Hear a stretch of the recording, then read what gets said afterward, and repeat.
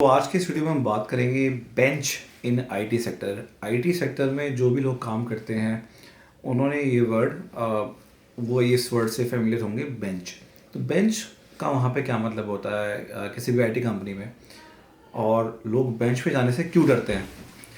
तो बेंच एक ह्यूजल वर्ड है आईटी सर्विसेज कंपनीज में, स्पेशली जो कंपनीज होती हैं जो दूसरे क्लाइंट्स को सर्विसेज देती हैं। फॉर एग्जांपल टीसीएस, इन्फोसिस, ये सर्विस बेस्ड कंपनीज हैं जो दूसरी प्रोडक्ट बेस्ड कंपनीज को कुछ सर्विसेज देती हैं। फॉर एग्जांपल जो प्रोडक्ट बेस्ड कंपनीज होंगी, एक्सपीडिया हो गया, मेक माई ट्रिप हो गई, कोई भी ऐसी कंपनी जिसका आईटी सेटअप है, आईटी प्रोडक्ट है, उनकी कोई ऐप है, बट उसकी ऐप, वेबसाइट या उसके सॉफ्टवेयर पे डेवलपमेंट सर्विसेज, टेस्टिंग सर्विसेज कोई दूसरी कंपनी देती है, जैसे कि टीसीएस, इन्फोसिस, इस तरह से कंपनीज।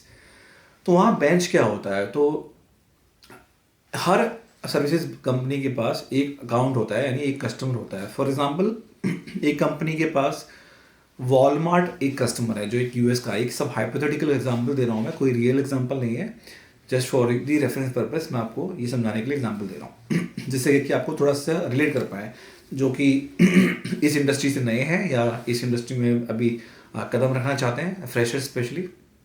और बेंच वर्ड को सुन के जो लोग काफ़ी डर जाते हैं एग्जिस्टिंग आईटी इंडस्ट्री में भी, उनके लिए भी ये वीडियो काफ़ी यूजफुल रहेगा।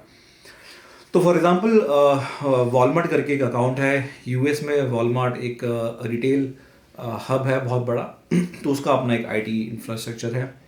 तो उसका आईटी इंफ्रास्ट्रक्चर, वॉलमार्ट के खुद के पास कुछ एम्प्लॉयज़ अपने होंगे, उनका खुद का अपना इंटरनल आईटी एक स्पेस होगा, आईटी रिसोर्सेज होंगे जो उसको संभालते होंगे, बट वो इतना बड़ा नहीं होगा कि वो अपने पूरे लार्ज इकोसिस्टम को खुद संभाल सकें। तो वो लोग फिर मार्केट में देखते हैं कौन कौन ऐसे प्लेयर्स हैं जो उनको सर्विसेज प्रोवाइड कर सके।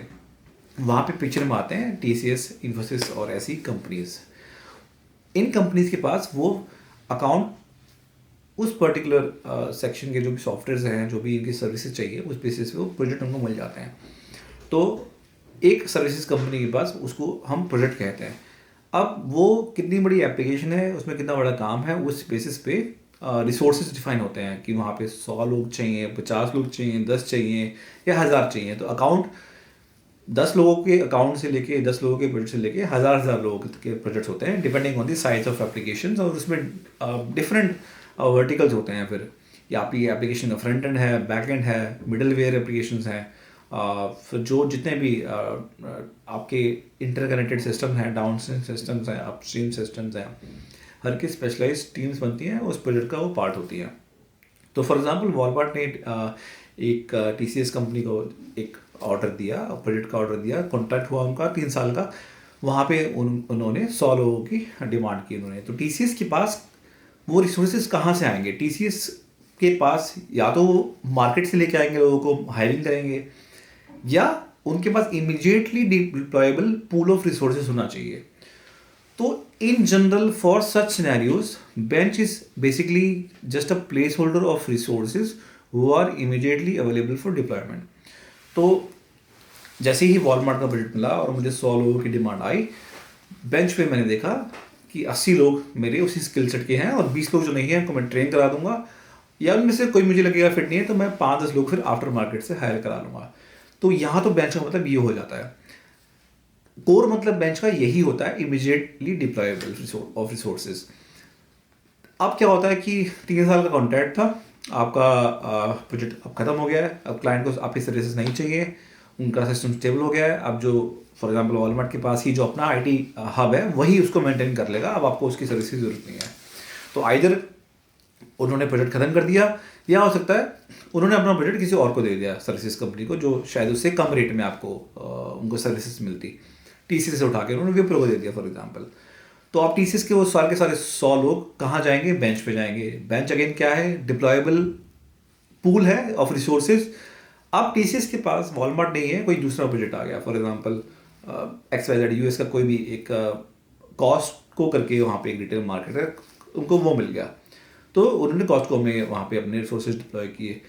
अब हो सकता है कि ड्यूरेशन, जैसे वॉलमार्ट का बजट खत्म हुआ जून में, कॉस्टको का बजट स्टार्ट हुआ अगस्त में, सितंबर में, 2 से 3 महीने का गैप आ सकता है।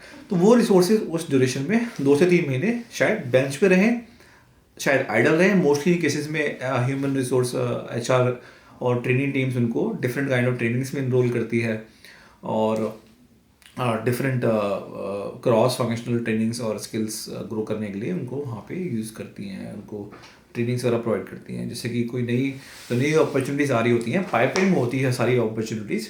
तो हर ऑर्गेनाइजेशन को पता होता है कि लीड्स कितने हैं उनके पास, कितने लीड्स कन्वर्ट हो सकते हैं बजट में, कितने के कॉन्ट्रैक्ट साइन होने वाले हैं, किसके SOW ऑलरेडी इन प्लेस में है।